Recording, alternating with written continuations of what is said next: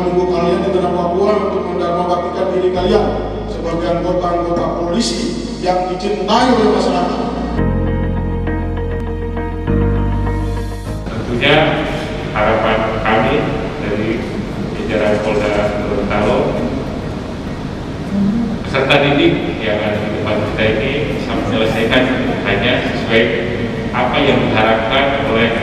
orang tua kita tentunya. Ya, tadi kita dengar bersama testimoni dari kedua orang tua kita betapa bangganya memiliki putra yang akan diamanahi ya,